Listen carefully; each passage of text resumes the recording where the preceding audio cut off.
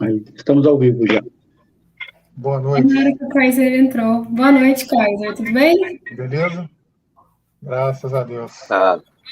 Beleza? Tava aí, caiu, aí tô aqui meia hora tentando entrar de novo, não consigo. Bem na hora que a gente começou a ouvir.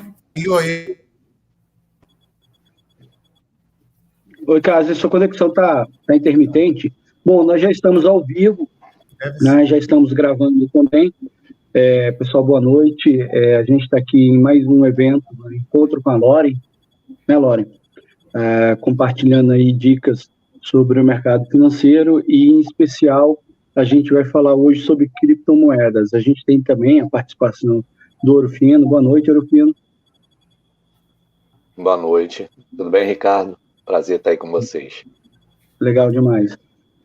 E também com o Kaiser. Oi, Kaiser, boa noite. Boa noite. Boa noite a todos. Estamos aí apanhando um pouquinho aqui da tecnologia, mas faz parte. Vamos adiante, que o importante está aí, é o nosso objetivo dessa noite, um bate-papo bem interessante, que eu particularmente é muito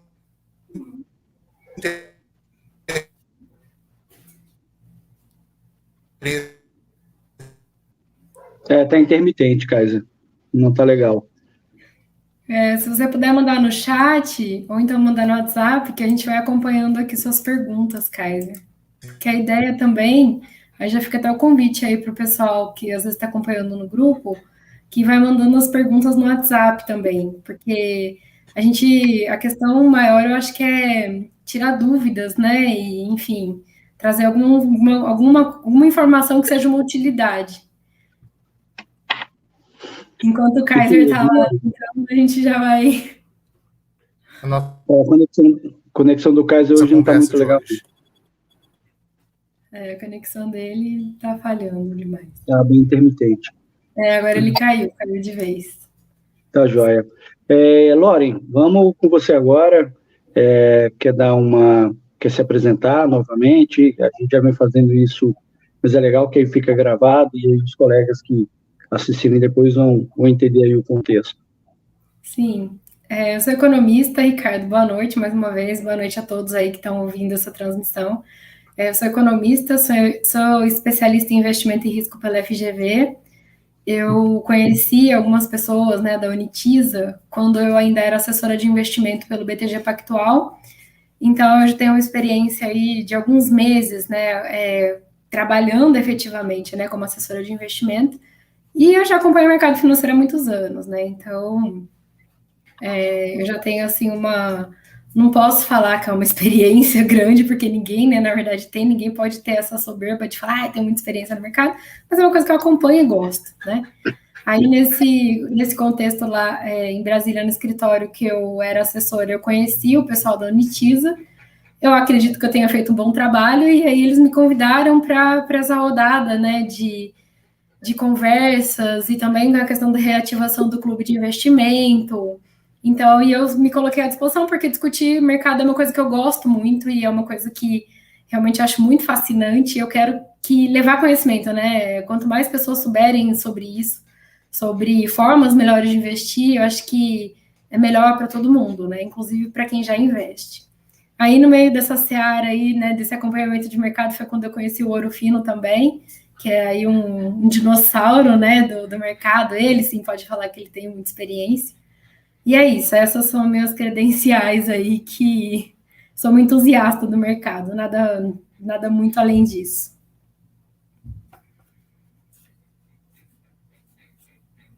Entusiasta e boa economista, né?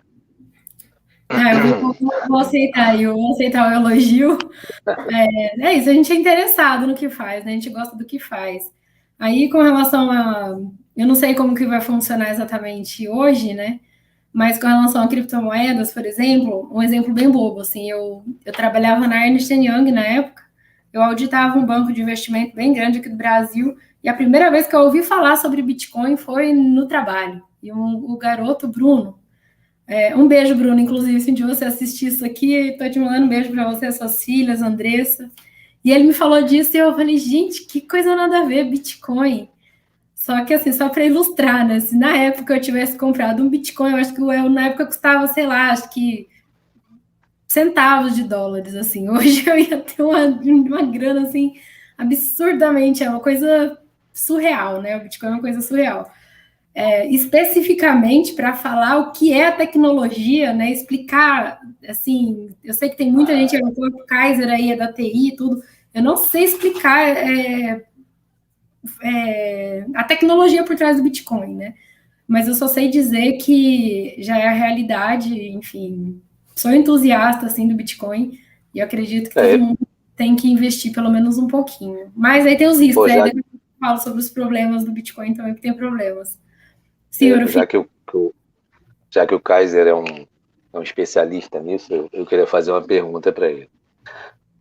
Na verdade, Kaiser, o que, para mim, né, o que é mais valioso nisso tudo é o blockchain, né? A moeda em si, qualquer um pode fazer isso hoje, mas a genialidade do início do projeto foi descobrir isso, né? Vou tentar falar um pouquinho aqui. Melhorou alguma coisa aí, minha conexão? Tá ótimo. O legal é que eu vou ficar na calça curta, aí eu vou inventar desculpa, aí eu não tenho resposta, aí eu vou falar que é conexão. Aí cai, né? Quem dera eu fosse esse especialista todo aí. Mas, de fato, o blockchain é a base para essas criptomoedas como um todo, né? Que é uma grande, eu vou falar numa linguagem muito leiga, muito, muito tranquila, mas é uma grande rede que não tem um dono. Então, todo mundo é uma estrutura tão bem montada que há autenticação em diversos pontos, em diversas partes. Se houver uma falha de autenticação qualquer, aquela transação não comita, não efetiva, enfim, é a segurança distribuída pela rede, todo mundo faz parte disso, e o que torna o processo bem seguro, de uma forma geral, né?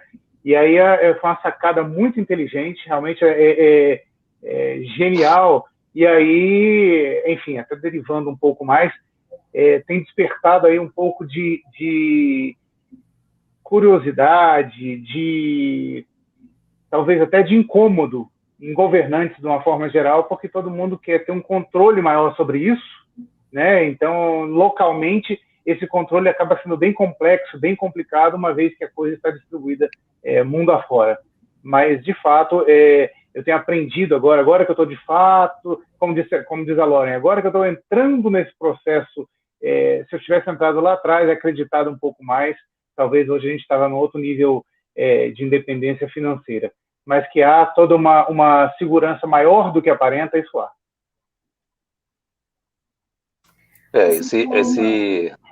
Desculpa, Rufino.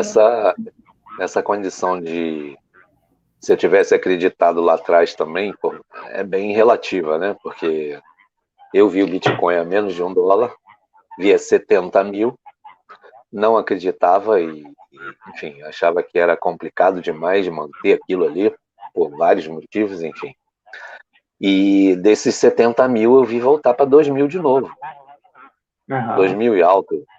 Eu estou falando de real, tá? Não de dólar. Estou falando de 70 mil reais.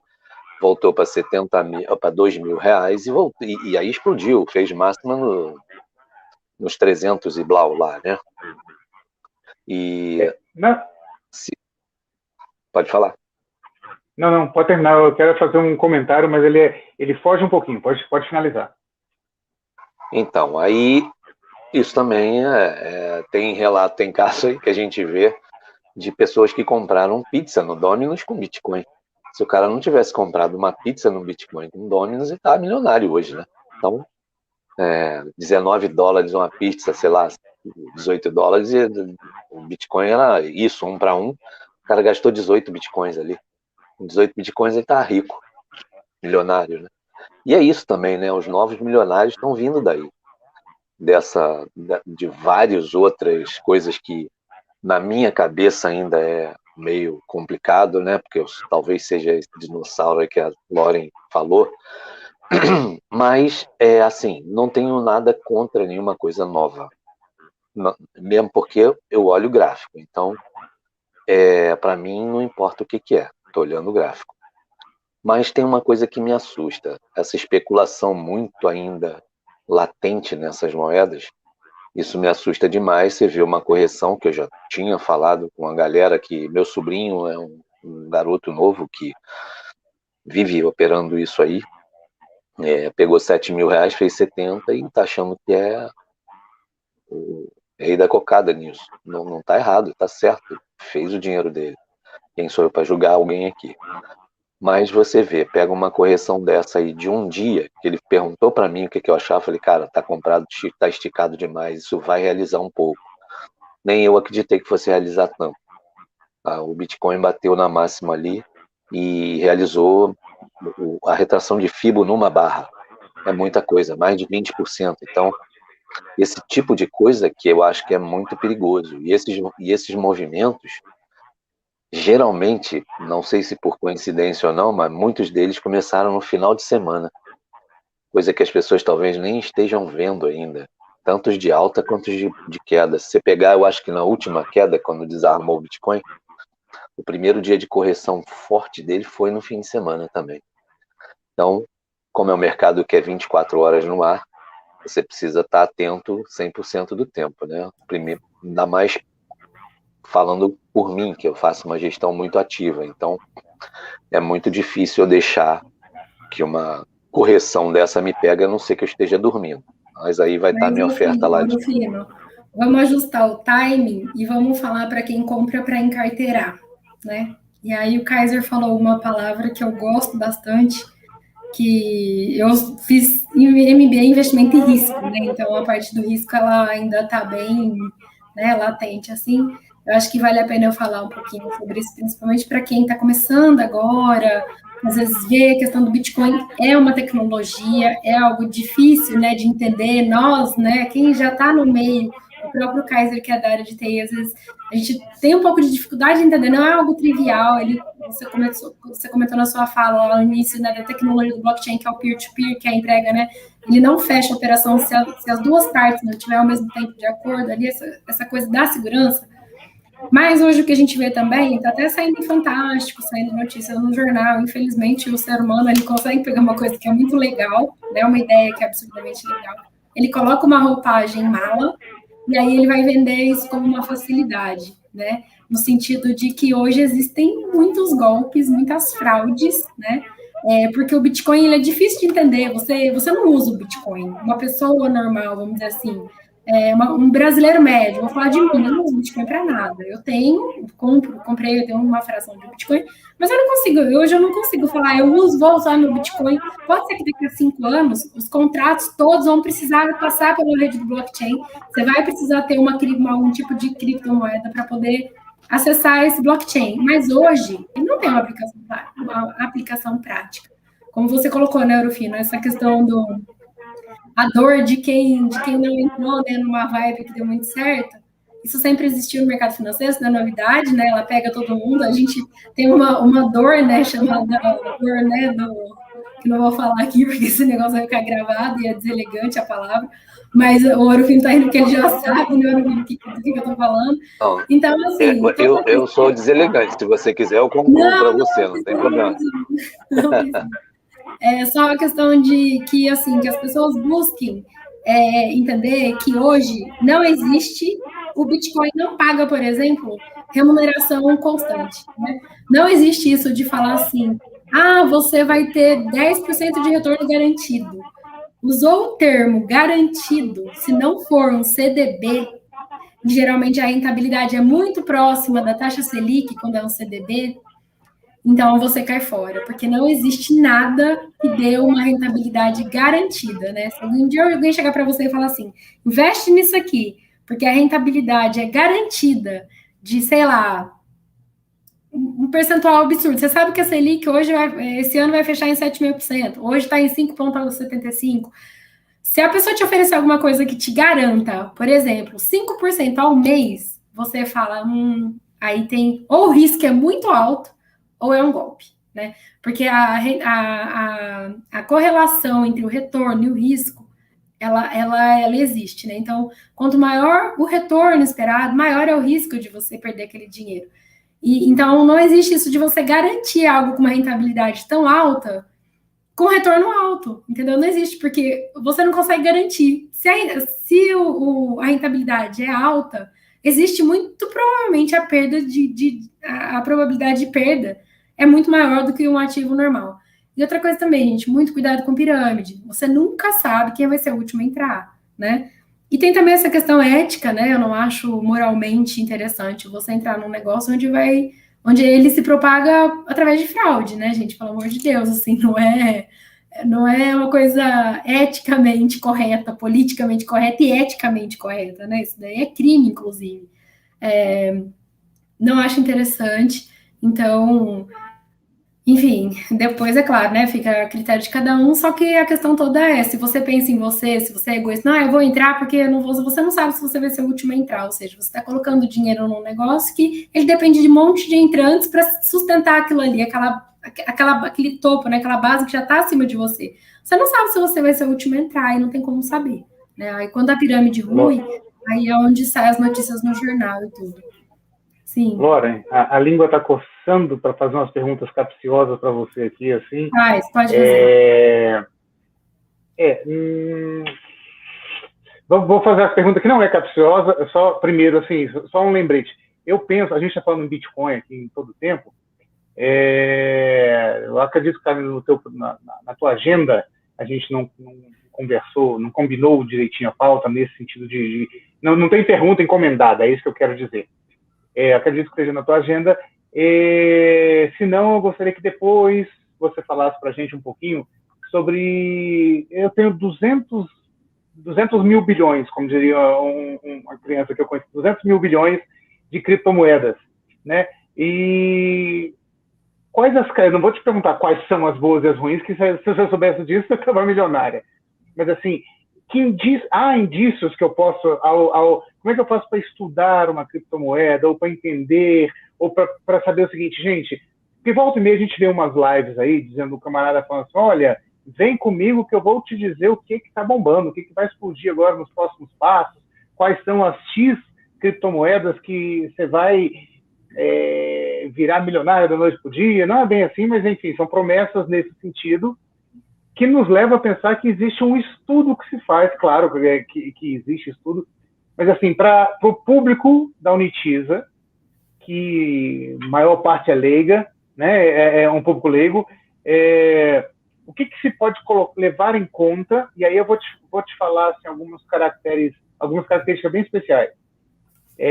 Tem as criptomoedas mais famosas, que a gente já ouve falar muito, Bitcoin, Ethereum, da Cardano, isso. Aí daqui a pouco você ouve falar assim, não, o que está acontecendo agora, por exemplo, são cotas de carbono, isso é muito importante, tal. E aí você fala o seguinte, camarada, nunca ouvi falar disso. Será que isso de fato é uma boa coisa, é uma fria?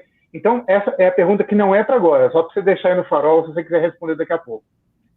Mas, assim, a capciosa que eu quero fazer aqui agora é o seguinte, está tendo aí um zoom muito grande na mídia, né?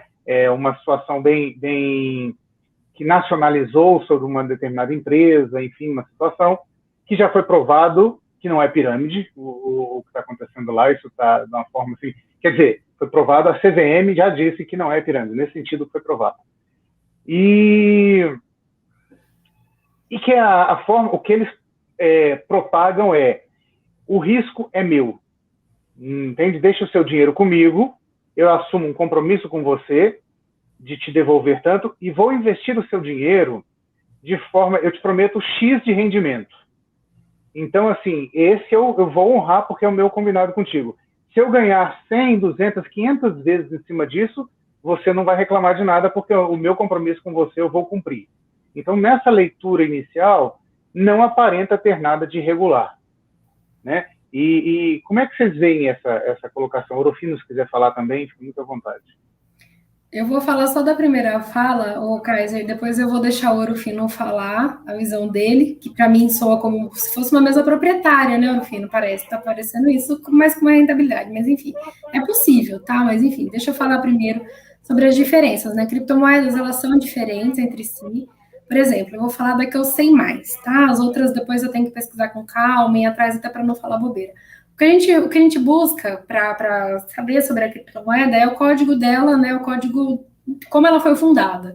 Então, geralmente são textos em inglês, são termos técnicos, é um saco, é um porre, né? Você tem que estudar isso daí, por isso que eu estudei só uma até hoje, que foi o Ethereum. O Ethereum, ele é um ecossistema. Então, ele não é exatamente uma criptomoeda. Ele é como se fosse uma plataforma onde fosse possível colocar vários aplicativos para ser utilizado. Eu vou ter que interromper, porque assim, não basta, hein, Ricardo, a pessoa não ser leiga, de não saber que não é uma criptomoeda, uma plataforma, ainda fala Ethereum. Você viu como ela fala bonito? Ethereum, é uma coisa linda. Pode continuar. É besta, Kaiser, você é bobo. Enfim, essa criptomoeda. Então, eu vou ficar falando porque meu sotaque ele é zoado em todos os lugares. Eu já acostumei com o bullying, tá, Kaiser? Pode ficar tranquilo. Mas, enfim, essa questão dessa criptomoeda, as criptomoedas, elas têm diferentes aplicações, né? E o que é importante colocar é que, hoje em dia, eles estão muito blogueiro, né? Esse povo aí que fica, como se diz, que fica vendendo as ideias aí na internet, eles colocam como se, não, você tem que comprar, você tem que estar nessa. Calma, gente, é muita criptomoeda, fizeram criptomoeda de meme, tipo, já tem de cachorro, que vale milhões de dinheiro, então calma, né? O mecanismo de preço de uma criptomoeda é o mesmo mecanismo de preço de uma ação. Tendo valor ou não, o que determina ali é a compra e a venda. Se tem muito mais gente comprando do que gente vendendo, o preço vai subir. Então, assim, esse mecanismo, ele é intrínseco do mercado financeiro como um todo. Ele vai desde comprar uma ação da Oi, até comprar uma criptomoeda que foi desenvolvida lá no deserto da Cochinchina, por exemplo. Tá? Então, não importa se ele tem valor ou não. No caso da criptomoeda, isso é uma visão minha, de leiga, tá? Quem vai determinar se aquilo tem uma aplicabilidade, se tem um valor lá na frente, né, na economia futura, vamos dizer, é quem está comprando, no caso eu. Eu tenho Bitcoin, eu tenho Ethereum, porque eu acho que o Ethereum é essa questão de ser um ecossistema, ele permite, né, a questão da alocação de outras aplicações dentro do ambiente dele. Então, eu achei isso muito interessante, já tem utilização prática na questão de contratos, já tem compra e venda já utilizando isso daí. Então, é uma coisa que eu vejo valor nisso, né? Agora, a pessoa que se pauta por muito barulho, ou que está comprando porque é uma modinha, às vezes esquece. Você tem que comprar o que você entende que tem valor, porque o mecanismo de preço da criptomoeda, ele é o mesmo, de uma ação. Então, vamos falar lá da pandemia em março do ano passado, quando estourou a pandemia, na época eu operava mini contrato, e eu peguei 3 circuit breaks na primeira vez que eu estava operando mini contrato de Bovespa. Então, assim, se eu tivesse comprado uma ação um dia antes, não é que a empresa quebrou, a empresa agora não tem mais valor, não. A empresa continua valendo, ela continua, né, empregando, vai ter um cenário futuro mais complicado, mas não é porque do dia para a noite ela não perdeu valor, mas a bolsa, ela despencou, entendeu? Então, esses movimentos, né, até na fala do Rufino, ele colocou isso na primeira fala dele, esses movimentos de volta de uma criptomoeda, eles são muito maiores. A volatilidade, né, que é isso, essa oscilação, ela é muito maior. Então, cuidado, né? Quiser compra o que já está consolidado mesmo, o que minimamente tem valor, né, que a gente sabe que tem uma aplicação, já tem um uso. E aí, não, eu quero colocar isso aqui que eu quero especular. Vai que hoje eu pago 10 centavos, amanhã tá valendo R$1.000, eu acordo milionário. Então, vai com a mão leve, né? O que a gente chama de mão leve. E só reforçando também o que eu já falei sobre as fraudes, né? Muito cuidado com rentabilidades prometidas. Agora eu vou deixar o gestor Orofino falar, porque ele vai saber melhor do que eu se existe sim essa possibilidade de você garantir uma rentabilidade. Orofino, coloca aqui na minha asset aqui que o risco é meu. Existe isso, Orofino? Eu não gosto de risco, não. Eu gosto de trabalhar com risco, mas eu não gosto de eu assumir risco com dinheiro. Se a gente for trazer para a condição da gente aqui, eu acho que nem pode, né? Acho que você nem pode fazer isso. Mas, enfim, numa criptomoeda, tem condição hoje sim, Kaiser, de fazer esse tipo de coisa sem fazer uma pirâmide. Antigamente não. Hoje você pode ficar vendido como se estivesse alavancado no Bitcoin, mas eu acho um risco absurdo, porque a pessoa tem que acertar muito.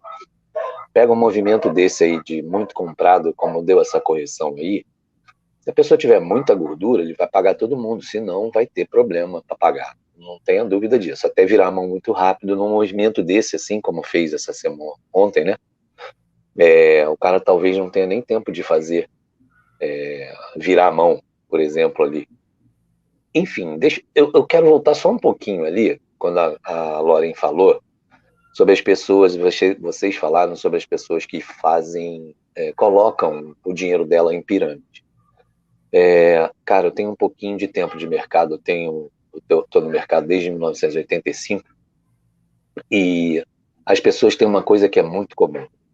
A ansiedade é uma coisa que mata todo mundo. Quando o cara começa a ouvir o amigo dizer que está ganhando muito dinheiro, ele quer entrar de qualquer jeito, em qualquer coisa que seja, porque ele quer participar daquilo de uma maneira total. Ele não pode ficar de fora daquilo que está acontecendo. Isso é uma síndrome, E tá? aí, Ela tem até uma síndrome, uma siglinha em inglês que isso aí. Isso. Como? Isso. Então, chama-se medo de estar perdendo algo, né? No inglês, isso. Tradução. Aí o cara se coloca exatamente na condição pior possível, que ele entra no pior momento e vai sair também no pior momento.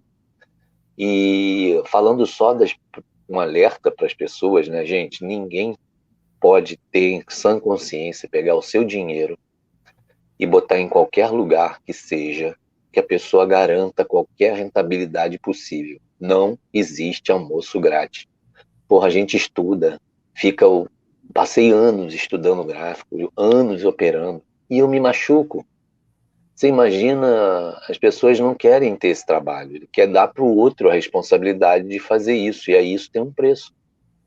O cara vai entregar o dinheiro dele, hora ou outra. Sabe por quê? Vem um outro fator.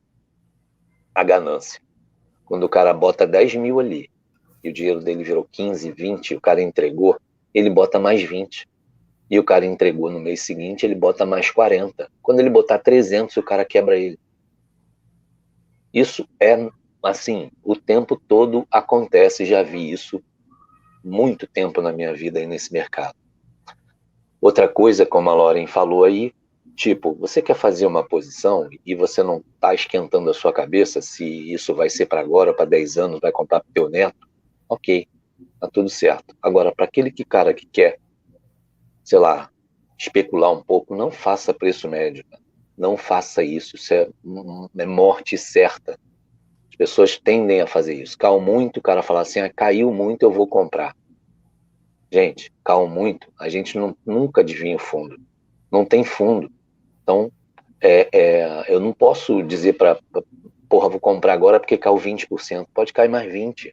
Aconteceu isso aí há pouco tempo na pandemia.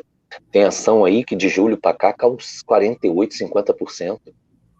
Você vê cash aí na bolsa, Melius, tem quase 50% ou mais, enfim, eu estava olhando isso hoje, enfim, estudo todos os papéis todo dia para ver qual tem alguma possibilidade de comprar todos os papéis da bolsa, todos, que tem mais liquidez, lógico. Então, gente, não é fácil. Agora, só para concluir, claro que dá para você fazer sim, operar sem ser uma pirâmide. Agora, se dá para rentabilizar o que o cara está dizendo para você que vai rentabilizar aí, eu já não posso te responder porque eu acho um risco absurdo. Então, acho que ficou bem respondido aí. Lembrando que o Ourofino, ele opera profissionalmente o mercado, né? Talvez o timing dele seja um pouco diferente, porque ele faz operações de curto prazo, né? Mas hoje eu não consigo, eu não colocaria meu dinheiro, se a pergunta é essa, né? Você colocaria seu dinheiro num negócio onde alguém fala assim para você, daqui R$1.000, vamos falar um pouquinho, que eu vou gerenciar esse dinheiro para você e todo o risco é meu. Para mim não existe isso. Porque como o Ourofino falou, as pessoas acham que mercado financeiro é você pegar a dica, não, é um negócio que requer estudo, né?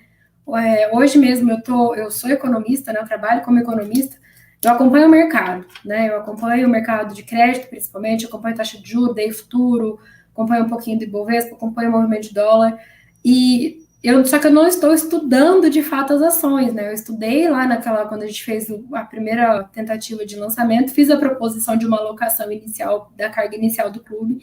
Aqueles ativos eu estudei, e até já falei que, né, se a gente tivesse alocado naqueles ativos, hoje a gente já teria mudado, porque o cenário econômico mudou bastante do primeiro trimestre, segundo trimestre para agora.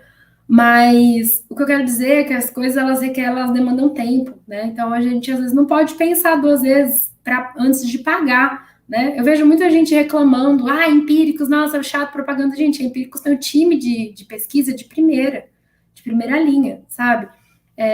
Eu acho que não é nada mais justo do que eles cobrarem pelo trabalho que eles entregam. E eu comecei a investir na Bolsa com a assessoria do Empíricos, não tenho problema nenhum em falar isso. Eu assinava o relatório deles e eu achei super muito bom, e é isso, a gente tem que estudar. Ou então, se você não quer, eu não quero estudar, não tenho tempo para isso, eu não gosto, eu não tenho saco, então não vá na dica do colega. Eu acho que isso é muito importante também. A não ser que o colega seja, por exemplo, que nem o Lúcio Barçanelli, ou que nem o Ouro Fino, que tem uma expertise absurda. Ou então você não aloque totalmente seu patrimônio nisso, né? Você faça uma alocação, que é a pizza, né, Kaiser? Lembra da história da pizza, Kaiser? Você lembra, né? Você lembra da história da pizza, Kaiser? A história da pizza? Sua alocação em bolsa. Sim, claro. Kaiser. Vamos tirar um pouco da bolsa, lembra, Kaiser? Então. Lembro, ou então você vai atrás de assessoria especializada, né? Hoje os escritórios, né, XP, BTG, tem muita gente muito boa, muita gente muito competente, que não está só atrás, né, do seu dinheiro ali em si e atrás da comissão, mas tem pessoas que estão empenhadas realmente em não deixar você sofrer a dor de perder dinheiro. Porque, gente, perder dinheiro dói. E não é pouco, não. Dependendo do tanto que você perde, isso daí faz um estrago muito grande na vida. Mas, como já foi falado aqui, né, muita gente é movido também pela ganância, né? Ou por essa euforia que liga todo mundo. Mas o meu amigo tá ganhando um absurdo, porque eu mesma ouvi esse tempo atrás aqui em Goiânia, uma colega minha de trabalho, ela tem uma amiga, que a amiga, tipo, parou de trabalhar, vendeu uns boi que tinha, o pai fazendeiro, e agora só mexe com Bitcoin. Tipo assim, é impossível acontecer isso? Não é, gente. Só que assim, a pessoa ela deve ficar o dia inteirinho, ela só dedica aquilo, né? Ela deve ter estudado muito para aquilo. Então, e se essa pessoa ficou tão boa a ponto, se ela quiser cobrar de outras pessoas para ela fazer, né, ou dar dica, ou falar, não, e outra coisa também, não pode você entregar seu dinheiro para quem não é um clube ou quem não é um fundo, tá? Só existe no Brasil legalizado gestão profissional. Esse negócio de, eu dei para um amigo meu, ele cuida do meu dinheiro para mim, isso é ilegal, inclusive, seu amigo pode responder, tá? Isso não pode. Mas se a pessoa quiser falar, não, eu vou te dar dicas aqui, a gente vai reunir uma vez por semana, eu vou te dar dicas e eu vou cobrar, eu acho justo a pessoa cobrar por isso. Porque é estudo, né? É tempo de trabalho que a pessoa está colocando ali. Só que também, por outro lado, a gente tem que estar esperto, porque de picareta, gente, o mundo está lotado. Infelizmente, né? Ao mesmo tempo que a internet ela possibilita aí um universo de conhecimento, ela também abre 1000 portas para 1000 picaretas aí, que inclusive muitos são market makers, né, que a gente chama. São pessoas que às vezes elas ganham tanta influência que elas conseguem manipular o mercado e elas conseguem ter força de mercado. Porque, por exemplo, vamos supor que eu tenho um exemplo, 5 milhões de seguidores no YouTube. Amanhã eu pego e falo assim, e essas pessoas, né, me vê como uma autoridade, né, no assunto. Eu chego e falo assim, isso aconteceu, tá? Isso já aconteceu, né? Sim, eu tô citando exemplo que eu sei. Recentemente. Sim. Aí vamos supor que eu chego e falo assim, gente, vamos comprar a Oi vai bombar, que não sei o que, não sei o que. Só que eu já comprei sexta-feira. O que eu espero? Segunda-feira eu falo isso, segunda-feira à tarde o mercado daquela esticada, meus 5 milhões de seguidores são todos listados na B3, todo mundo aí comprando Oi enlouquecidamente. Quando a Oi bate R$5, eu faço o quê? Eu desolvo para todo mundo. Então, assim, Elon Musk, o cara dava uma tuitada. Gente, o preço do Bitcoin virava um negócio. A gente tá falando do cara mais rico do mundo, né? Nós estamos falando de uma pessoa que realmente é muito inteligente e tudo. Mas, assim, existem casos já no Brasil, né, que acontece essa manipulação. Então, calma. Existem formas mais, vamos dizer, mais sutis de ganhar dinheiro. Só que é isso. Eu falo como potencial, né, administradora de um clube. Então, eu tenho que pensar na longevidade do clube e na questão da mitigação de risco. Agora, se você, da tua cabeça, quer pegar uma grana, R$1.000, botar na ideia de um youtuber ou tal, faça, mas faça consciente de que você pode perder esse dinheiro e jamais coloque o dinheiro do patrimônio da sua vida nisso, né? Eu acho que eu tô muito chata com relação à mitigação de risco e não tô falando muito de criptomoeda. Vamos falar de criptomoeda que eu acho que é mais legal.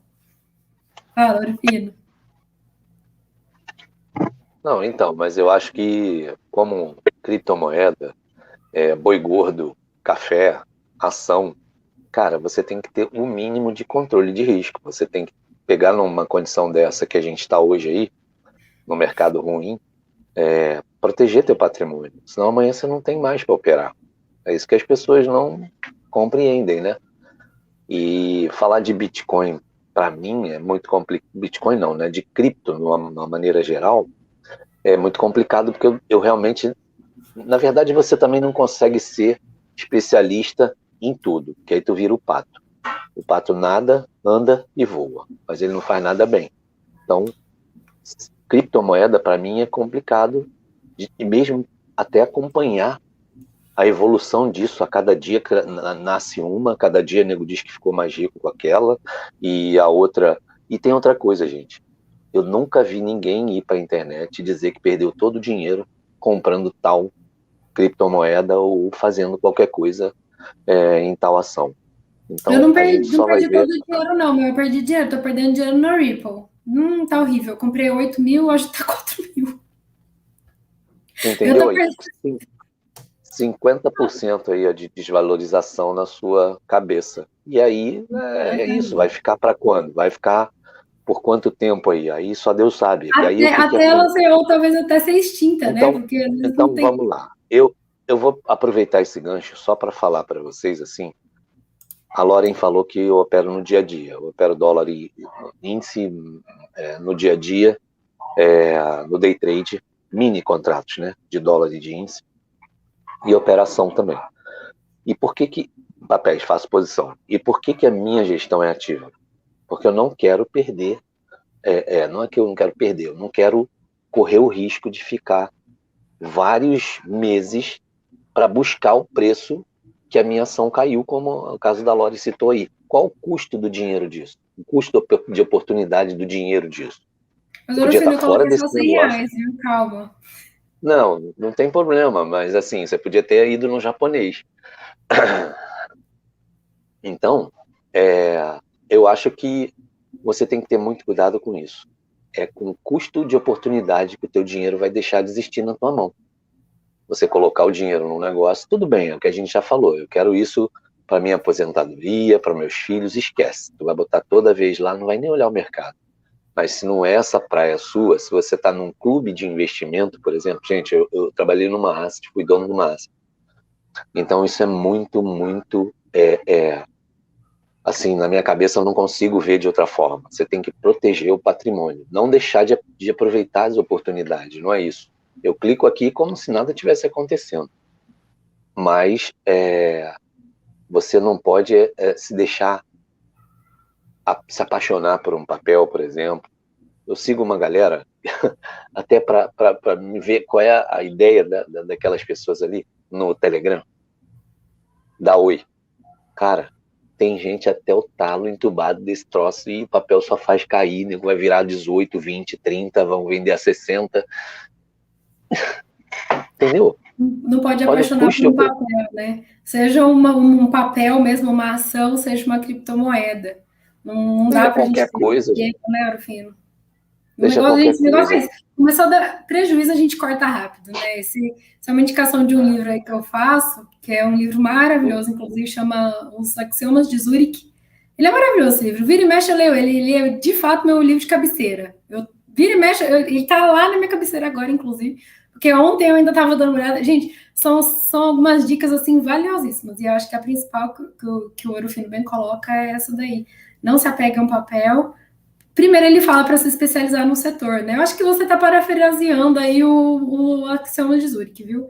Porque então, você falou a questão de se especializar no setor, agora você está falando para... Então, algum tempo de bagagem, isso você acaba sendo obrigado a entender certas coisas. Quer ver um livro que eu acho que todo mundo que quer operar também tem que ler? Trading the Zone.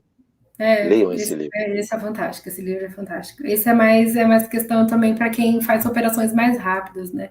Mais emocional, né? Mas sabe um negócio que eu queria até também ver com o Kaiser, se você concorda comigo, que é a questão que aí envolve, a gente volta um pouco para a questão das criptomoedas, que é a questão da mineração, né? A mineração do Bitcoin, porque às vezes eu já vi golpe de empresa falando que minera Bitcoin, aí na hora que você vai ver não tem nada a ver com mineração de Bitcoin.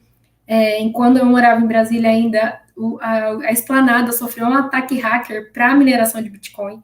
E aí eu queria só entender se realmente, assim, hoje, se você sabe, né, se ainda tem muitas mineradoras, porque eu sei que quando começou era baratinho para extrair o Bitcoin da rede, né? Que o Bitcoin ele precisa que o computador, um processamento de computador resolva um quebra-cabeça, né? É isso. Como se fosse uma criptografia ali. Na verdade, eu conheço pouquíssimo. Tenho até amigos que trabalham com isso, da mineração. Então, qualquer coisa que eu disser vai ser muito, muito leviano. Não atrevo a dizer não.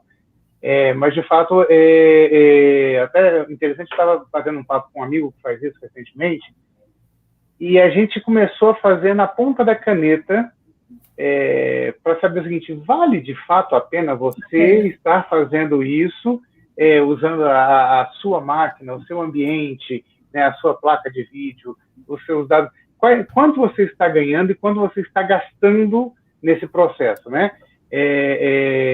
Porque você comentou aí sobre a questão da variação dos valores, etc. Eu sei que sim, existe, funciona direito, mas eu não tenho a menor ideia, Lauren, sobre que cuidados, por exemplo, você pode ter para que não entre numa roubada, digamos assim. Eu, levianamente, eu vou te dizer que é mais ou menos o que você falou em relação às criptomoedas. Você tem os grandes players da mineração. Então, se você não quer correr risco desnecessário, trabalhe com esse, né? Mas ao invés de, tem alguém que está pagando mais ali para minerar, você nunca ouviu falar, enfim, eu não faria isso. Mas isso é uma questão totalmente leiga, só estou parafraseando o que você falou em relação à escolha das criptomoedas. Entendi. Porque realmente, né, é um assunto que é complexo, mas assim, só o que eu sei é que gasta-se muita energia elétrica, né? Geralmente mineradores aí eles têm computadores, são supercomputadores já, porque parece que esses quebra-cabeças estão ficando cada vez mais complexos, então você precisa de uma capacidade de processamento cada vez maior. E isso também me faz lembrar uma coisa interessante sobre o Bitcoin, que é o porquê que eles são caros, né? Antes de você responder, deixa eu só complementar mais uma coisinha que você falou do custo. E tem um detalhe: a partir do momento que as pessoas começaram a descobrir que eu posso colocar o meu computador para trabalhar e minerar Bitcoin, basta para isso, por exemplo, eu tenho uma excelente placa de vídeo. O preço das placas de vídeo alavancou assim, tremendamente. Então, assim, isso também tem que entrar na conta desse processo. Desculpa, pode continuar. Não, mas é isso. É que é só colocando por que o Bitcoin ele gera esse frisson e a beleza dele, na verdade, na minha opinião, ela reside nisso, que hoje a quantidade de Bitcoins extraíveis dos nossos computadores ela é limitada, porque a nossa capacidade de processamento de dados no mundo ela já está dada, e então, com essa capacidade aqui, a gente só consegue minerar X Bitcoins, acho que são 40 milhões, se eu não me engano. Não é mais que isso. E depois que acabar, não tem mais. A menos que a nossa capacidade de processamento, ela aumente, né? Para poder extrair novos Bitcoins. Então, eu acho que toda a beleza, né, do Bitcoin, ela é essa. O Bitcoin ele é uma tecnologia que ela possibilita trocas, né? Essas transações peer-to-peer, onde os dois lados têm que estar de acordo, né? Para poder fechar a transação. E ele é limitado hoje no mundo, né? Então, eventualmente, o que o pessoal aí que eu acompanhava, seguia alguns grupos de discussão até de fora do Brasil, qual que é a ideia dessas pessoas, né? Tem muita teoria da conspiração, então eles falavam assim, a quantidade de Bitcoin é limitada, então se o mundo entrar numa guerra ferrada, só vai ter aquele tanto de Bitcoin, então eu preciso ter um Bitcoin porque eu não posso ficar de fora, porque é uma forma de eu passar, né, enfim, fechar transações, né, de uma forma que eu não dependa de um banco central, né, porque realmente, assim, ele não, a blockchain, ela não é de ninguém, ela é de todos.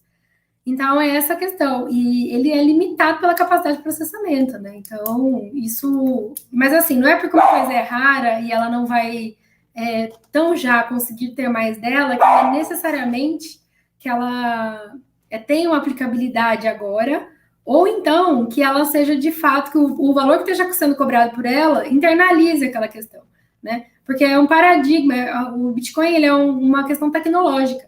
Muitas tecnologias foram inventadas, né, antes da gente consolidar essa aqui, por exemplo, né, um celular. Antes do celular, outras tecnologias vieram, e a maioria, todas, quase a gente não conhece porque foi engavetado, o projeto não foi para frente. Então, nada garante que o Bitcoin vai, de fato, né, ter uma aplicação futura. Pode ser que ele seja só mais um projeto que daqui a 1 ano, 2, ele seja engavetado, seja uma coisa muito melhor. Então, a gente tem que tomar um pouco de cuidado, embora eu acabei de falar e nem eu acredito que eu falei isso, porque eu sou realmente entusiasta do Bitcoin, e eu acho que não vai ser o caso, mas o que eu quero dizer é que, quando se trata de tecnologia, a gente tem que ter clareza de que a tecnologia, às vezes, ela pode não ir para o rumo onde a gente acha que ela vai, né? É só esse ponto. E também para comentar sobre o porquê esse frisson do Bitcoin, né? Porque ele é uma quantidade limitada no mundo. Acabou aquilo, a gente vai precisar dar um salto tecnológico muito grande para poder aumentar a quantidade deles no mundo. Então é isso. Loren, Urufino, algumas semanas atrás saiu no InfoMoney uma matéria interessante abordando 4 riscos das criptomoedas. Vocês até abordaram alguns aspectos deles aqui, e eu queria compartilhar esses 4 itens para a gente poder debater um pouquinho sobre isso, né? Quer dizer, um alerta aí vinculado a esse tipo de risco. Eu vou listar os 4 e depois a gente aborda cada um deles. O primeiro que eles falam é da volatilidade, o segundo é a questão da regulação e a perseguição governamental, situação essa que a gente já vê em alguns países, né? Impacto ambiental, você comentou agora sobre tamanho do custo energético para se minerar o Bitcoin, né? E também o quarto, que foi o que eu compreendi menos, diz respeito ao meme coins, né? E que foi abordado aqui agora, e fraudes, né? Esse primeiro da volatilidade, ele aborda na matéria essa questão muito volátil, né? Então, você acha que está subindo, daqui a pouco ele despenca, não é que ele cai, ele despenca, né? Sim. E na velocidade que ele despenca, ele sobe de novo, e é 24 horas, e é todo dia, e qualquer coisa que acontece no mundo, que traz impacto, é uma coisa absurda, né, a volatilidade. Isso, de fato, é um risco grande, principalmente para quem está aprendendo no início de jornada aí? Eu acho que sim, porque assusta. E também é um risco, Ricardo, no sentido de que vamos supor, você coloca hoje, sei lá, um exemplo, você tem R$500 sobrando na conta e fala, vou comprar Bitcoin. Só que aí chega no final do mês, você precisa do dinheiro para alguma coisa. Não, aconteceu uma emergência aqui. Você vai ter que vender esse Bitcoin, né? Então, você tem o risco de você precisar vender e o negócio está valendo R$100, entendeu? E você precisar da grana naquele momento. Então, é assim um risco, né? A volatilidade, ela já é a medida de risco utilizada no mercado, é a volatilidade, que é o quê? O tanto que esse negócio, né, vai e volta em relação à média. Lembrando que risco, ele não é só de perda, né? Ele é risco também de ganho para cima. Então, se o Bitcoin, se ele sobe assim, ó, por exemplo, não importa, ele está numa trajetória ascendente, só que o fato dele oscilar e ele tá numa trajetória ascendente também é um risco, entende? E sim, em relação ao mercado normal, vamos falar assim, mercado de ações, o Bitcoin ele é mais volátil, ele oscila muito mais. Então, num primeiro momento, pode assustar as pessoas, né? Agora sim, se a pessoa está meio vacinada, aí ela se ela pegou 3 circuit break com acho que 10 mini contratos no filme que eu estava operando, que era quase todo o meu dia, você já pega o primeiro dia do circuit break da bolsa, aí você já tá, eu já tô vacinada. Deixa eu complementar a pergunta da volatilidade. Posso complementar? Sim. E me corrijam se eu estiver errado, mas quando a gente está falando de ações, principalmente... Título público é volátil, tá, Sr. Kaiser? Título público é volátil. As pessoas não sabem disso, mas é volátil. Título público oscila, tem risco. Sim. Tanto o título como ações, eles oscilam, ele tem uma tendência, uma trajetória, vamos lá, mas ele pode estar andando de lado, pode estar subindo, descendo, mas ele vai oscilando. Aí sai uma notícia nova no mercado, aquela notícia afeta aquela empresa, por exemplo, dá uma subidinha ou baixa um pouquinho e tal. Seria leviano da minha parte dizer que as criptomoedas oscilam menos nesse sentido, que normalmente a tendência dela é mais constante. Por exemplo, a tendência de alta, ela baixa uma besteirinha, mas assim, ela vai crescendo mais, só que quando ela cai mais significativo, ou não, ou isso não tem nada a ver, essa análise? Então, a minha percepção é que o negócio, o risco é alto para cima e é alto para baixo também. Porque na época lá do Elon Musk, eu acompanhava, gente, é um negócio absurdo. Mais do que as ações. Deixa eu te falar uma coisa, Kaiser. Leviano, nada é leviano aí, mas eu vou te dizer uma coisa com relação à volatilidade e para o Ricardo também. Eu vou fazer uma comparação aqui para quem já ouviu falar nesse nome e em vários outros daquela época. Mal comparando, tá? Mal comparando, eu vejo uma relação nisso aí do Bitcoin com o mercado brasileiro há 30 anos, 28 anos atrás. Alguém aqui já ouviu falar de Nagy-Narras? Nagy-Narras. Quebrou a Bolsa do Rio. Esse cara abria a boca, gente. Dos edifícios lá do Rio de Janeiro, da areia, aquela história, não é esse?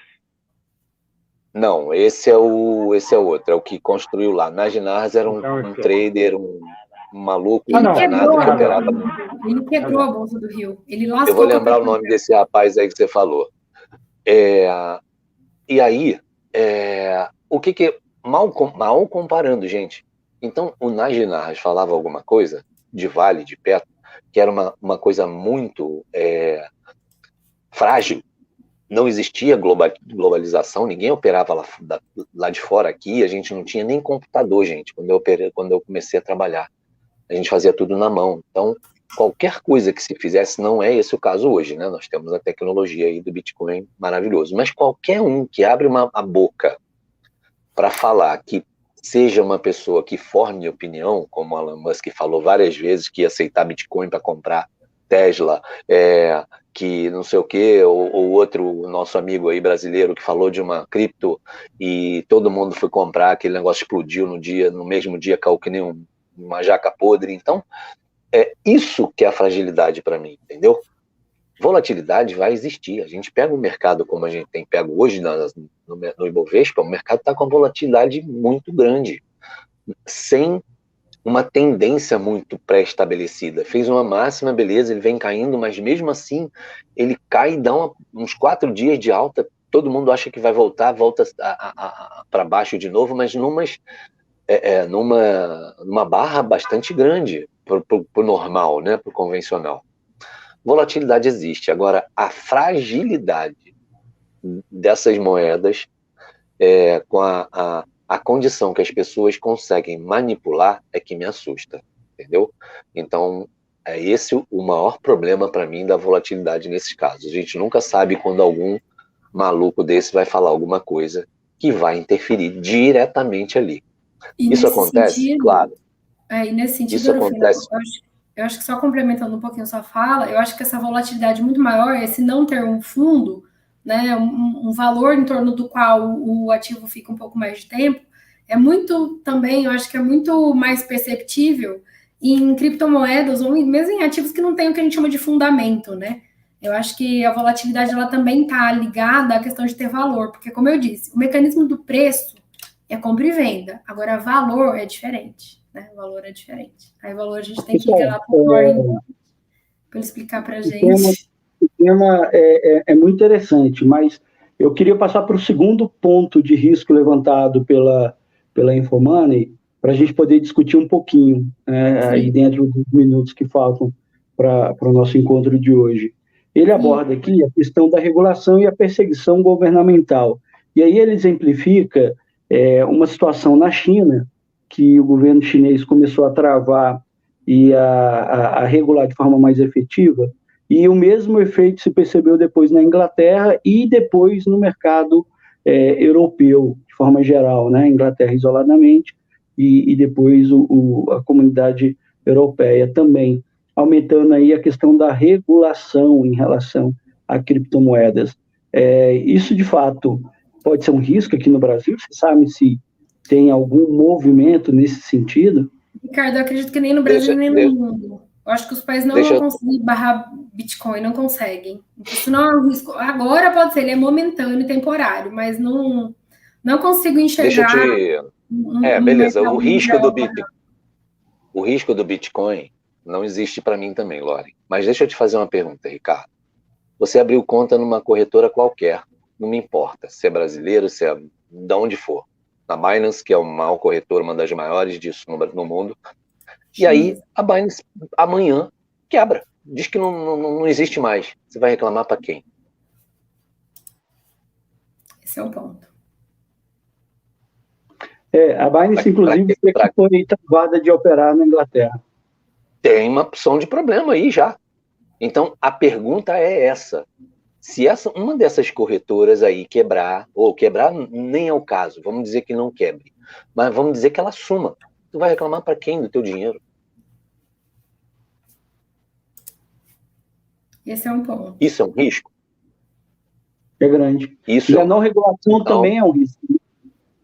Então, é isso. Se não tem regulação, eu não posso reclamar com ninguém. Ninguém regula. O cara some, vira um fantasma e acabou. Quantos já viraram aí? Quantos? Fazendo pirâmide, fazendo coisa. Gente do céu. Voltando só um pouquinho na pirâmide, eu vou falar rápido. Vocês viram a reportagem das pessoas que estavam... Não tem preconceito, juro por Deus. Mas você viu as pessoas que estavam fazendo a pirâmide, que foram pegos agora? O cara tá... Uma venezuelana que tá foragida e os 2 outros estão engaiolados. Você viu aquilo, gente? Tem condição daquelas pessoas serem traders de alguma coisa? Então as pessoas têm que tomar um pouco mais de cuidado. Essa frisson aí de criptomoeda, de não sei o que, de corretora. Gente, outra pergunta para o Kaiser. Qual a vulnerabilidade dos hackers encontram nesse sistema para pegar o teu Bitcoin que está dentro de uma exchange dessa aí? Pois é, no projeto original, né, no blockchain original, no conceito, é muito seguro, muito seguro. Contudo, exatamente porque tem as corretoras no meio, você tem outros pontos de interação nesse blockchain, esse ponto pode causar fragilidade. Mas já tem caso, né, gente, de uma corretora nos Estados Unidos que o homem sumiu com a carteira de todo mundo. Ele tinha as chaves das carteiras, ele desapareceu. Gente, acabou, gente. Não existe. O cara, se ele não tiver aquilo ali, aquele pendrivezinho dele, as pessoas não querem investir nesse problema. O cara quer ter dinheiro lá, quer estar ganhando dinheiro, mas ele não sabe nem o risco que está correndo. Ele não sabe isso. Com certeza, Ricardo, é um risco absurdo na minha cabeça. Pensando por esse lado do Orofino, realmente, assim, o risco de regulação é isso, porque no fim do dia, se a Binance parar de operar aqui no Brasil, eu vou perder o dinheiro. Eu tenho uma grana, não é dinheiro de pinga, mas também não é nada absurdo, mas assim, eu vou ficar chateada. Se eles sumirem com o meu dinheiro, eu vou ficar bem chateada mesmo. Porque é isso, perder dinheiro dói, né, gente? Causa dor física. E aí, o último risco que o Ricardo já comentou, que é a questão que a gente abordou, que é a questão do gasto de energia. Estamos sobrevivendo uma crise hídrica com impactos no segundo semestre da nossa economia aí. Todos os governos vêm, né, fechando os olhos para essa questão da estiagem no Brasil. O Brasil exporta água na forma de carne bovina, né? Para cada 1 quilo de carne a gente consome não sei quantos mil litros de água aí. A quantidade de água no Brasil ela vem acabando, ela vem diminuindo. Onde eu moro aqui é o sertão, né, extremamente seco. E cada vez mais seco, e vai continuar assim, porque a gente está desmatando o Amazonas, a região, a floresta, né, que deixa a gente um pouco menos seco aqui. Então, a questão toda é a energia elétrica, né? O Brasil tem um potencial hídrico imenso, mas a gente não usa. Então, estão falando que a gente vai sofrer alguns blackouts aí, né, no segundo semestre, isso impacta a economia, gente, isso é péssimo. Traz bandeira vermelha, impõe um custo alto para todo mundo, aumenta o preço de todas as coisas, acelera a inflação, vai acabar com esse negócio de taxa de juros negativa aí do Brasil. Espero que esse ano, se Deus quiser, porque também esse cenário de juros negativo não é positivo para ninguém. Mas, enfim, só para falar que tem esse custo aí a mais do Bitcoin, que ele não é sustentável, não é ecologicamente correto. Vamos falar assim, ele gasta muita energia para ser minerado. Embora a Gisele Bündchen seja a embaixadora aí de uma não sei exatamente de qual criptomoeda que ela é, mas enfim, ela não é verde não, gente. Criptomoeda ainda para ser minerada, ela precisa de energia elétrica. Então é isso. Na matéria da Infomoney, ele comenta que agora, recentemente, o Elon Musk optou por suspender, isso deu um frisson no mercado de criptomoedas, porque ele resolveu suspender a venda de Tesla com Bitcoin por conta do alto custo do processamento, da mineração, né, e o impacto que isso gera. E as empresas que buscam uma vinculação com a pegada ecológica, né, de preservação ambiental e energia limpa, né, trabalham meio que nessa linha. Aí é um grande impacto, né? Quando o cara diz que vende, aí o mercado bomba, né? Ou vai ter demanda, todo mundo vai querer. Quando o cara fala que não vende mais, é o mesmo efeito, é o efeito lá da volatilidade, né? Ninguém quer mais isso, porque tem uma pegada na contramão da questão ambiental, e isso pode ser um problema na percepção geral, né? É isso. Orofino, na carona se quiser comentar também ou não, da fala do Ricardo, já escutei dizer de que Elon Musk entrou aí na história para especular, para sentir o mercado, falou que ia jogar dinheiro, depois saiu na intenção de ter uma criptomoeda própria, alguma coisa. O que você sente em relação a isso? Só curiosidade mesmo. Então, eu acho que ele é um cara que, assim, inteligente, ganhador de dinheiro, fez um império, mas ele tem que tomar muito cuidado, né? Senão daqui a pouco ele arruma um jeito dele arrumar uma porção de barreira para ele aí também. E falando um pouco da mineração com energia elétrica, muita gente defende também que a Tesla é obrigada a também não ser tão ecológica assim por causa da bateria que ele precisa botar no carro dele. Então, várias coisas aí a gente começa a entrar em várias outras pessoas defendendo. Agora, esse cara já fez isso em outras criptos, não foi só no Bitcoin. E foi muito criticado. Gente, ecologicamente correto é usar bicicleta, tá? Que você emagrece, você não causa impacto, você não polui, entendeu? Você quer ser ecologicamente correto mesmo? Não use carro, não compre Bitcoin, não use internet. Eu acho, anda a pé, Kaiser, só que você perguntou a minha opinião sobre ele. Eu acho que ele não lança agora ainda nenhuma moeda para se expor desse jeito, não. Vai ficar ganhando dinheiro nessa especulação de moeda aí, como ele fez em algumas delas, e enfim, tem duas aí, Bitcoin e uma outra, a Dogecoin, né, que foi acho que foi essa aí que foi a menina dos olhos dele lá, e enfim, para mim é muito legal isso tudo, a tecnologia, esse blockchain, agora a gente tem que ter muito cuidado com isso. Tem token de time de futebol, gente. Uma porrada de coisa especulativa aí que as pessoas não sabem não, estão enfiando o dinheiro delas. Enfim, os memes que o Ricardo falou, vira-lata caramelo, gente, no Brasil. Vira-lata caramelo. Então, é isso. Deixa muita gente rica, mas nesse mercado não existe quem ganhou, só quem ganhou. Para alguém ganhar, alguém perdeu. Então, muito cuidado com isso. O dinheiro só troca de mãos, né? Isso eu acho que é uma lição muito válida. O mercado, no final do dia, ele tem que somar zero. A soma dele é zero. Então, se alguém ganhou 1 milhão, alguém perdeu 1 milhão. Ou 1 milhão de pessoas perderam 1, entendeu? No fim do dia, é essa coisa que a gente tem que fazer. Aí, o que você tem que pensar? Se você é esperto o suficiente para você ser o cara que vai ganhar. Mas, na maioria das vezes... Pessoal... A maioria das... Você vai perder. Fala, Ricardo. 1h e 3 minutos, a gente sempre tenta manter dentro de 1 hora, né? Os nossos encontros. Então, para encerrar, eu queria fazer uma pergunta para vocês. Então, a gente falou aqui sobre riscos, sobre possibilidades, falou que lá atrás, se a gente acreditasse, comprasse ali alguns centavos, hoje estava milionário, e a pessoa tem bastante apetite a riscos, né, dada a volatilidade.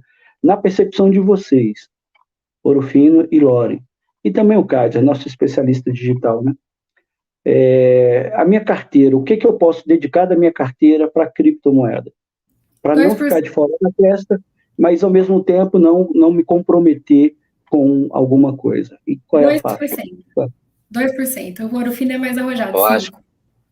Eu acho que se você for com 5%, tá bom demais. Agora, não vai muito além disso se você não quer. Mais do que isso, não. Mais do que isso, eu acho completamente complicado, assim, a não ser que você seja um especialista, aí vão várias outras coisas que a gente pode colocar nesse negócio aí, mas para pessoas que não se dedicam a isso e que querem montar sua carteira ali e tal, eu acho que 5 já é bastante arrojado.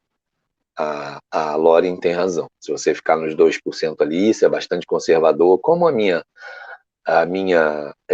opção é sempre estar um pouco mais no risco ali, né? Mas sempre deixando bem claro que a minha gestão é muito ativa. Então, se eu comprei 5% de qualquer coisa que seja do meu patrimônio, esse negócio não andou e veio contra mim, o gráfico mandou vender, eu vendo, não quero nem saber, vou para outro. E é isso, entendeu? Então, pessoas que querem ter um pouco de criptomoeda na carteira, gente, fica na conta da Lauren, vai no 2%, fica tranquilinho, você vai dormir bem quando o mercado cair do jeito que está caindo aí, ó. Deu 20% em Bitcoin, Ethereum caiu mais um pouco, enfim. Então, você tem que ter primeiro estômago. Se você vai ficar olhando isso todo dia, tem gente que olha a tela e vai para o banheiro. Gente, olha só, vou contar uma história rapidinho, se é que tem tempo. 1 minuto. Trabalhava numa mesa proprietária, e não era nem proprietária, cada um operava o seu dinheiro naquela mesa. E aí eu levantei para ir no banheiro. Um dia de mercado terrível, terrível, terrível. Levantei para ir no banheiro, cheguei no banheiro, tinha um cara passando mal no banheiro. Eu falei, nossa, o cara tá passando mal, né? Fiquei até preocupado com o cara, enfim, o cara passando mal no banheiro. Saiu do banheiro, era um cara que sentava do meu lado. O cara tá perdendo tanto dinheiro que ele não conseguia ficar na mesa mais, foi pro banheiro passar mal.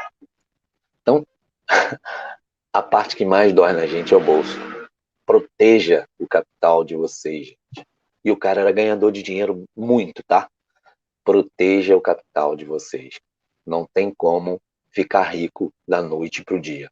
O cara que pensa que ele vai ficar rico da noite pro dia e acredita numa porção de gente que tá aí fazendo esse tipo de promessa, eu encontro vocês na próxima cova ali na esquina. Vocês vão morrer. Não tem jeito. Eu acho que, sim, é válido a gente colocar dinheiro nessas tecnologias novas, é bom a gente colocar, né, um pouco de fé e esperança, né, no futuro, mas eu sou mais conservadora, esses 2% não me tiram o sono, é como eu disse, não estou perdendo dinheiro no Ripple, não acho legal perder dinheiro, não vou ficar romantizando, porque é isso, já falei, vou falar de novo, a história do ouro fino aí conta, né, perder dinheiro da dor física, então a gente não precisa passar por isso, tem coisa que não vai pegar todo o teu dinheiro, 50% do patrimônio e colocar em Bitcoin, você não vai fazer isso. Não vai. A menos que você não ouviu eu falando aqui, né? Que você não é amigo do Kaiser, porque o Kaiser também não deixaria o amigo dele fazer isso, mas enfim. Mas vale a pena, sim, a gente colocar um pouquinho, acreditar, porque né, muita gente aí tá fazendo, né? Conseguindo ganhar dinheiro, né? Nessas explosões de criptomoeda, mas são pessoas que ficam, às vezes, só por conta daquilo. Não é meu perfil, eu tenho trabalho, né? Eu tenho trabalho que me demanda, mas eu acho que 2% é um percentual bom da carteira para colocar para risco mesmo, de perda, inclusive zero. Se chegar um dia você comprou por 100, o negócio tá zero. Pensa, dói, gente, é ruim. Enfim, acho que é isso. Pensando aqui no Clube Alfa, a gente sabe que existem fundos de criptomoedas, né? Por ser um fundo, existe algum tipo de proteção? Igual, por exemplo, quando você faz investimento normal de ações, você tem aí esqueci, CVM, como é que é o nome? Fundo Garantidor de Crédito, né? O FGC. Por ser um fundo, existe alguma coisa que ampare isso ou não também? Não, hoje em dia os fundos que eu conheço são da Hashdex, uma gestora, tem até uma página bem legal deles, se vocês depois quiserem entrar, a gente pode até colocar na descrição do vídeo, como escreve Hashdex. Eles são uma gestora de cripto, inclusive eles lançaram um fundo de índice lá na Nasdaq, tá? É bem legal mesmo. Só que assim, no Brasil, eles não podem, não sei por qual motivo, na época que eu era assessora, isso pode ser que tenha mudado, mas não podia colocar 100% de Bitcoin. Ou eles até fizeram depois um fundo, eu não lembro agora. Mas o que eles colocam é tipo assim, 80% do fundo é Bitcoin e os outros 20% é de título público. Entendeu? Então, assim, você está comprando uma cota do fundo, você não está comprando exatamente o Bitcoin. Eu acho que quando eu saí, eles estavam para lançar um fundo que fosse 100% de Bitcoin. Mas você acaba que você compra junto no fundo de cripto, você compra um pouquinho de título público também. Mas não tem garantia nenhuma, não tem. É como o Orofino falou, é onde a terra, onde a mãe chora, onde o filho chora, né? E a mãe não vê. Porque pode ser que amanhã ou depois o mundo inteiro proíba, você tinha Bitcoin, você só vai conseguir acessar a blockchain e usar ele, né? Porque ninguém vai proibir o uso dele, ele vai continuar sendo usável. Só que como eu falei lá no começo da fala, no meu dia a dia eu não uso Bitcoin para nada. Eu nem sei onde que eu tenho que entrar para eventualmente fazer uma transação que use o Bitcoin. Então é isso, não tem uma aplicação prática para mais da metade da população do mundo. Então esse é o problema de você comprar um ativo que não tem aplicação, né? Você não sabe a aplicação dele. Então, acho que é isso. Eu concluí a minha fala. Ok. E já pensando aqui no nosso próximo encontro, já temos uma temática definida, Lauren? Ou depois a gente conversa com o grupo? Tchan, tchan, tchan, tchan. Eu tenho sugestões, mas a gente conversa no particular e depois você decide. Microfone desligado, Lauren. Sim, mas sugere, coloca aí. Pode sugerir, porque aí a gente já vai fazendo uma pauta, a gente faz um roteiro também, já põe... Na semana passada a gente conversou sobre análise gráfica, né? Não, a gente conversou sobre inflação, não foi? Eu sei, mas em algum momento comentamos alguma coisa sobre análise gráfica, né? Sim. E eu pensei, vocês também conversarem aí, sobre a questão de proteção de carteira. Até tinha perguntado sobre aquela questão do dólar, da variação, tal, e você falando que normalmente você mexe com call, put, essa coisa toda, tal, que de repente talvez pudesse ser um tema interessante para a gente bater um papo. Legal. Ótimo. A gente Show, proteção de carteira. Sim, e o pessoal já pode até ir perguntando, já mandando as perguntas aí, quem for vendo a live, já vai perguntando nesse vídeo aqui, que aí a gente já prepara já perguntas e respostas. Maravilha. Maravilha.